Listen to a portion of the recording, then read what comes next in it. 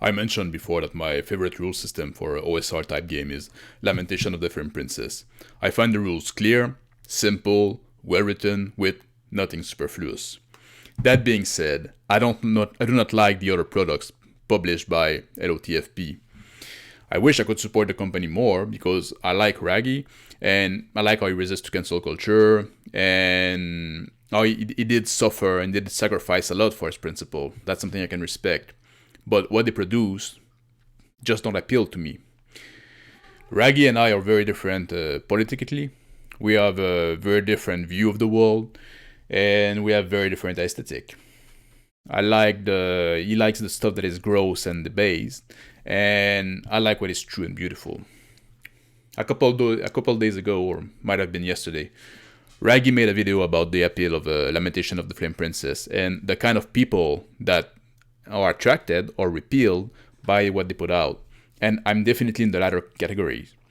In short, in the video he goes through his experience as a rather sheltered lad, and he was already interested in horror movie, and he was just discovering bands like Cannibal Corpse, and the feeling he got when he realized that music could touch on something gross and disgusting, and do stuff that he was told you can't do. And he talked about how he wanted to do that with his RPG product, and kind of share the same kind of feeling. And I'm not going to go through the whole video here. I'll put a link in the description box so you can go watch it for yourself. But what I wanted to talk about is this notion that what LOTFP puts out is edgy. I don't think it is at all. Like I said, their adventure and supplement don't appeal to me, but it's not because I'm some kind of like pearl clutcher. It's because I find it kind of cringy. They're trying to be transgressive, but they fall way off the mark. Maybe their product would have been edgy like in the 90s or in the early 2000s, when we still had some kind of a remnant of a decent Christian people in charge of society. But that ship has sailed. Our culture now is all about degeneracy and gross stuff. Raggy might giggle when he managed to put full frontal nudity in a game store, but when half the women walking around or nowadays are basically whore, or they're selling lewd picture online, or they're going to the gym in their underwear, or they're walking around with more skin exposed and covered, nudity doesn't have the same feel of being transgressive anymore. And body horror, after we had a whole series of Saw movies playing in theater, yeah, that is not something we can say is verboten. And putting swear word in books, it has been done a ton and nobody cares anymore.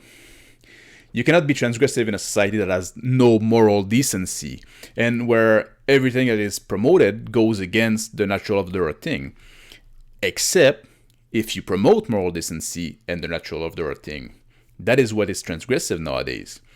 We are in a society where every year there are sex festivals where grown men expose themselves to little children while their mother watch, overcome with bliss. School teachers are talking to 6-year-old children about sodomy and their polyamorous relationship. Sexual predators are invited to public library to groom toddlers. Little boys are made to dance sexually for homosexual men slipping dollar bills in their G-strings. Doctors are pushing little girls to mutilate their bodies. Women are told to act like men and focus on their career until they're infertile, leaving them to a sad life of childlessness. Some don't even realize how limited the window of fertility for women is, especially when we want to pretend that a woman that has been fertile for years is still too young to have to be a mother. There's a biological reality that no social construct can change. And there are so many lies that we have to go all around and pretend we believe, like race is only skin deep, and if a certain group of people don't do so well, it's due to systemic discrimination, or the healthy at every side, or Jew are overrepresented in media in position of power because they're so smart and they work so hard, or democracy is sacred and elections are fair, the stunning and brave, or Russia is losing, or an increase in 1 degree in temperature will have disastrous consequences on the planet, and it's all caused by human. I could go on all day. Everything is fake and gay. So if you want to be transgressive nowadays, you don't do it with books like Vagina or Magic, because every dumb feminist can't believe that. So does every simp and every coomer, basically. And body horror? When the trans agenda is constantly pushed? I don't think so. They create fake penis with flesh taken from the corpse of, for fuck's sake. It's like they or they have like men chop off their cock and they're meant to be fucking some kind of like smelly axe wound. Or you have like, you go to a newsstand and you see like a 600-pound woman in bikini pretending to be all sexy, and we're lucky if it's actually a woman. So good luck topping that in terms of grossness. You know, you want to gross me out, you have to beat that, and that's going to be hard. So if you want to be transgressive nowadays, you have to go the other way. What is edgy is saying stuff like there's only two gender. And kind of, because like conservative like to say that and they feel like they're all rebel, you know. But if they do it, it's not that transgressive. Look at what you're not allowed to say. What will get you banned? What will have people freaked out? And ironically, I'd like to give you an example here, but I can't because we're on YouTube. I guess you can look at the Bill 269 that DeSantis is pushing in Florida. Free speech be damned if you speak against a certain group of people. To know who rules over you, look where you're not allowed to criticize. And all those people pretending on Twitter, pretending that we live in a white supremacist society. If that was the case, you wouldn't see people bashing white people all day without being banned. But not only they're allowed to do it, to bash white, it's promoted. And the same thing with men. Clearly, we don't live in a patriarchy. Men can be trash talk all the time and emasculated in every piece of media, like they want to do in the new D&D movie.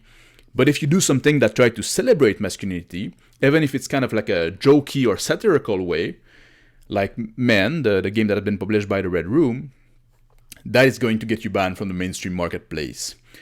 When leaks from Lanasa Star Frontier will reveal, that was something that was transgressive. Whether you like it or not, it did poke the bear. Or when Avenger made an adventure celebrating the reversal of Roe v. Wade, people got mad. So if you want to be transgressive, you have to know what the sacred cows are of our current culture and go attack those. Or don't be transgressive. There's nothing wrong with that either. You don't always have to kick the beehive. So I think sometimes it needs to be done, but not everybody has to do it all the time. But don't pretend to be transgressive and go all like, I said fuck in the printed product, I made fun of Christian, I depicted men as weak and stupid, I made all the bad guy white and all the good one POC, I made the blacksmith on an adventure trance or gay married. None of that shit bother people in power. So anyway, that's what I want to talk about. And I guess it's kind of related to RPG, and this is a gaming channel. So I hope this was somewhat interesting to you, or that it gave you something to think about at least. Tell me what you think if I'm way off, tell me in the insult section below, or let me know what kind of content you'd like to see from me. Thank you for watching, have a good day, and take care.